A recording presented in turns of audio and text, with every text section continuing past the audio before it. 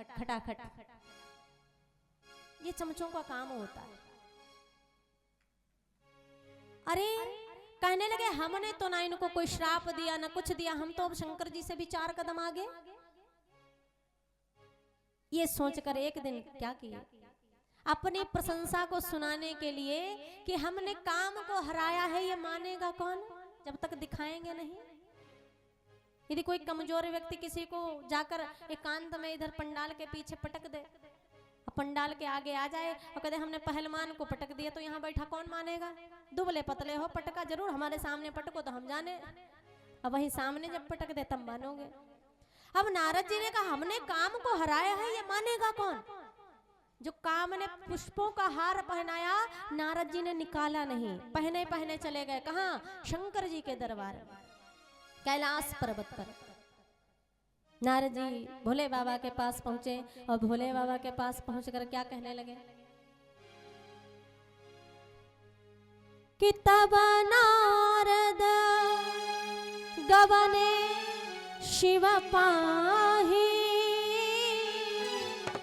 और जीता काम अहे मन माही। राम सिया राम सिया राम जय जय राम, राम सिया राम जय जय राम।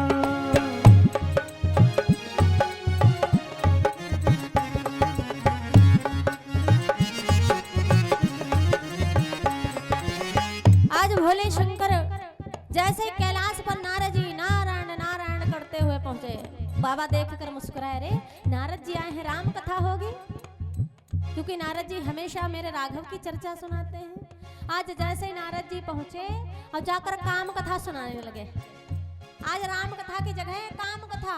अरे शंकर जी हम तो 4 कदम आपसे आगे। भगवान ने कहा मतलब, कहने लगे आपने काम को जलाकर भस्म किया था, हमसे काम हार गया है, ना हमने भस्म किया ना कुछ किया, देखो फूल माला पहना कर गए हार कर। भगवान ने देखा अच्छा, यदि हम यहाँ पर कथा सुना रहे हैं अब बीच में को कह दे भैया अब रहने दो कथा सुनाने के लिए, तो थोड़ा दुख होगा कि शायद अच्छी ना लगी या समझ में ना आई।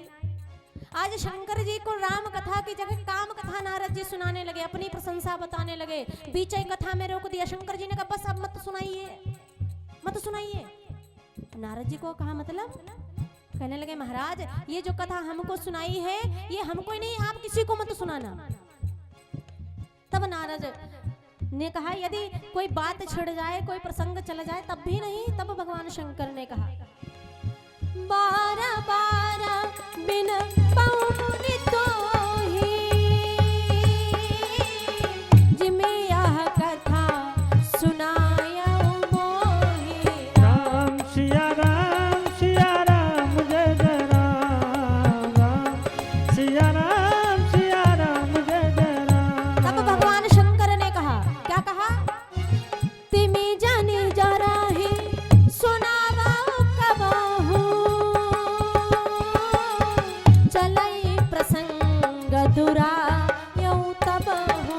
राम सिया राम जय जय राम, राम सिया राम जय जय राम। राम सिया राम जय जय राम। भोले शंकर ने कहा नारद जी जो आपने ये कथा हमको सुनाई है, ये कथा आप किसी को मत सुनाना, खास तौर से किसको, नारायण जी को तो बिल्कुल मत सुनाना। बड़ा समझाया कि नारद जी किसी को सुनाना मत, क्यों हम झेल गए और कोई झेल भी नहीं पाएगा। अब नारद जी को ये मन में भाव आ गया कि हमको लग रहा है, नारद जी ने मन में सोचा कि हमसे शंकर जी जलने लगे हैं। क्यों, इन्होंने काम को भस्म कर दिया था, हमने भस्म भी नहीं किया, अब माला पहना कर गए हैं, तो इनको हमारी तारीफ देखी नहीं जा रही। शंकर जी ने भलाई बताई और उनको भैया बुराई दिखी। और एक बात याद रखना, जब आते हैं अच्छे दिन तो अच्छी बात सुहाते हैं, और ना ही हो तब समझाने पर नहीं समझ में आती है। जब अच्छे दिन आते हैं तो अच्छी बात अच्छी लगती है, जब बुरे दिन आते हैं तो समझाने पर भी नहीं समझ में आती है। नारद जी की बात समझ में नहीं आई। नारद जी ने कहा यदि नारायण जी पूछे तब तब भगवान शंकर ने कहा चले प्रसंग दुरायो तब हूं, यदि प्रसंग भी आ जाए तो इधर उधर की बात करना ये मत सुनाना। कुछ लोगों की आदत होती है कोई पेटम बात हजम नहीं होती जब तक चार लोगों से बताना नहीं।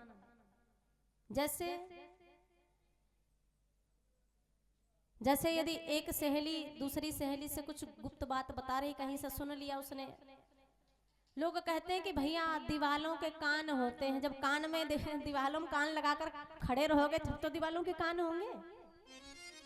आज जैसे ही देखा एक सहेली ने दूसरी सहेली की बात सुनी और जाकर अपनी सगी सहेली से बता दी। अरे क्या कहा, देखो तुमको बता दिया है, तुम दूसरे को मत बताना। दूसरी उठी, उसकी भी तो कोई अपनी घनिष्ठ होगी, वो दूसरे से बताएगी, तीसरे से बता देगी, कहने लगी देखो वो तुमको बताया है, चौथे को पता ना चलनी चाहिए।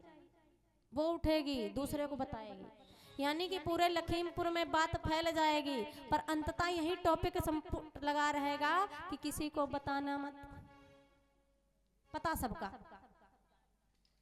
जो जिसको बताएगा वो यही कहेगा किसी को बताना मत। जब तुम बताओगे तो तुम भी वही कह कर आओगे किसी को बताना मत।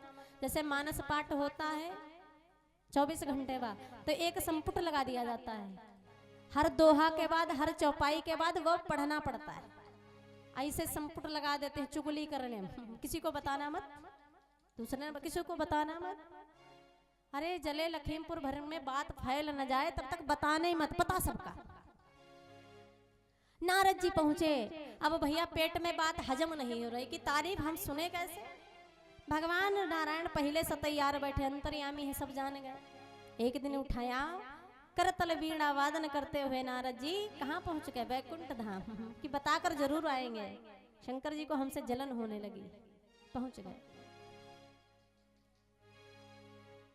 के कबार कर तलवर वीणा, एक बार कर तलवर वीणा, एक बार कर तलवर वीणा, एक बार कर तलवर वीणा, एक बार कर तलवर वीणा, गावती हरि गुण गान प्रवीणा, गावत हरि गुण गान प्रवीणा, गावत हरि गुण गान प्रवीणा।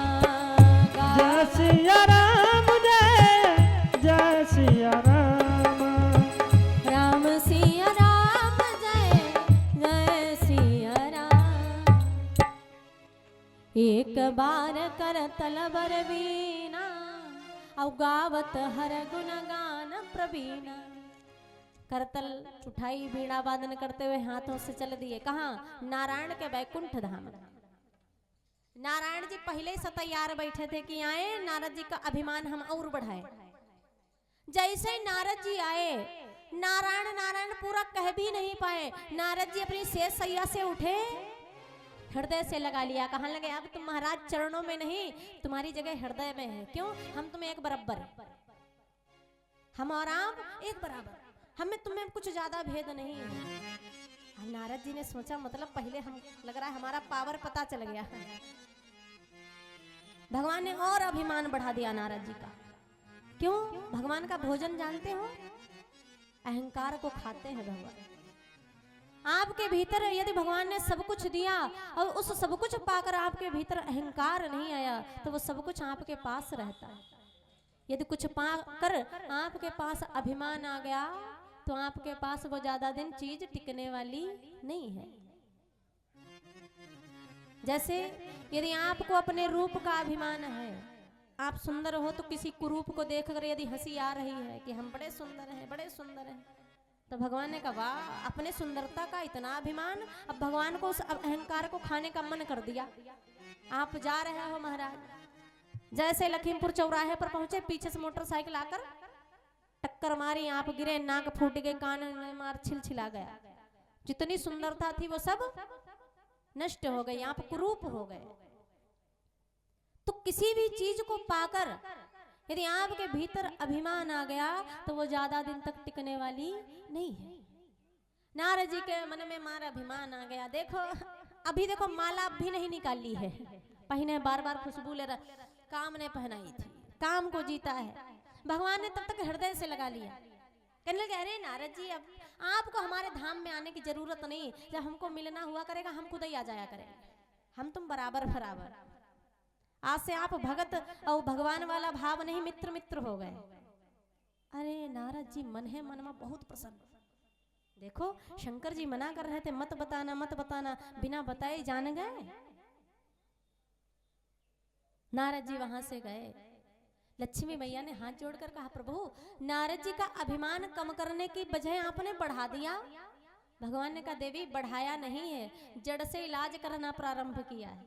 क्यों? एक उदाहरण समझना, यदि आपके हाथ में फोड़ा निकल रहा है, फोड़ा निकल रहा है, तुरंत निकल रहा है, लाल लाल हुआ है, आप डॉक्टर के पास तुरंत पहुंच जाओ। अरे महाराज फोड़ा निकला है, तो डॉक्टर देखेगा अभी निकल ही रहा है, तब डॉक्टर दवा देगा। कैसी? बैठने वाली, जाओ लगा लेना, बैठ जाएगा। अब पता चले आपका फोड़ा निकल रहा है, निकलता गया। आपने कहा आज दिखा लेंगे कल दिखा लेंगे, तब तक इतना बढ़ गया कि महाराज वो बैठने वाला नहीं, फिर वो पकने वाला हो गया। फिर डॉक्टर के पास आप जाओ, तब डॉक्टर क्या करेगा? फिर बैठने वाली दवाई नहीं देगा, फिर उस पर पकने वाली दवाई लगाएगा। कहेगा पहले इसको पकाओ, फिर इसका ऑपरेशन हम करेंगे, तब साफ करेंगे बढ़िया से, तब इसकी जड़ जाएगी। भगवान नारायण ने कहा देवी नारद जी के जो फोड़ा था वो अब बैठने वाला नहीं था, पकने वाला था, इसलिए मरहम लगाया है। कौन सा? पकने वाला। अब धीरे धीरे ऑपरेशन करेंगे, जब जड़ से इलाज खत्म कर देंगे। भगवान ने पीछे से माया को छोड़ दिया और जाकर माया नारद जी के आगे आगे पहुंचकर एक सुंदर सी नगरी का निर्माण किया। है भगवान की माया ही। अभी नारद जी कह रहे थे कि मैंने काम को जीता है, मैंने काम को जीता है। भगवान ने एक नव नगरी बनाई जिसके राजा बनाए शील निधि, और उसी नगरी में अपने ही प्रतिबिंब को प्रकट कर दिया जिसका नाम है विश्वमोहिनी। नाम क्या? विश्वमोहिनी, जो पूरे विश्व को अपनी ओर मोहित कर ले। विश्वमोहिनी को बनाया नारद जी, वही मन में भाव है। अरे हम तो अब बराबर बराबर हो गए, काम को जीता है, काम को जीता है। बार बार पुष्प के हार देख रहे हैं। जाकर देखा एक बड़ी सुंदर नगरी है, सुंदर सुंदर से मंच सजे हैं, वहां पर पंडाल लगे हैं। एक सुंदर सा बगीचा है, उस बगीचे में समस्त सखियों के संग में एक बड़ी सुंदर स्त्री, कन्या, राजकुमारी, यूं कहिए कि भगवान की निज माया जिसको विश्वमोहिनी कहते हैं, वो सखियों के संग में खेल रही थी, उछल उछल की। कब नारद जी आए, हम उनका फोड़ा पकाएं और फोड़े। नारद जी देखा विश्वमोहिनी को देखकर हाय नारद जी देखते ही रह गए, टुकर टुकर देख रहे, हे भगवान कितनी सुंदर है। देखा विवाह के मंडप तैयार है, बड़ी सुंदर है, बड़ी सुंदर है। अब जो काम को जीत कर आए थे उनके ही मन में काम जागृत हो गया। कितनी सुंदर है, इसके संग में यदि हमारा विवाह हो जाए तो कितना मंगल होगा। किसी से पूछा भैया ये इतने बड़े बड़े पंडाल किस लिए सजाए गए हैं? तो किसी ने बताया कि हमारे राजा शील निधि है, उनकी कन्या विश्वमोहिनी है, उसी का आज स्वयंवर है। आए नारद जी ने कहा भगवान गड़बड़ है गई, हम सोच रहे थे हमारे संग में विवाह, पंडाल लग चुके हैं, स्वयंवर होने जा रहा है। तब नारद जी गए, कहा कि सोने सब चरिता भूप ग्रह आए, और करी पूजा मुनि नप बैठाए। राम सिया राम सिया राम जय जय राम, राम सिया राम जय जय राम।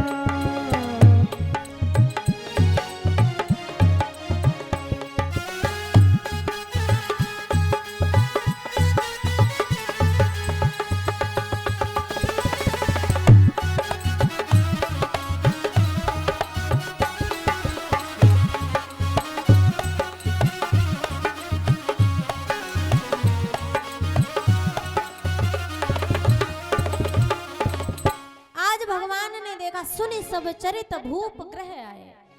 नारद जी ने देखा पंडाल लग चुके हैं, स्वयंवर होने वाला है, तुरंत जाकर पहुंच गए। कहाँ?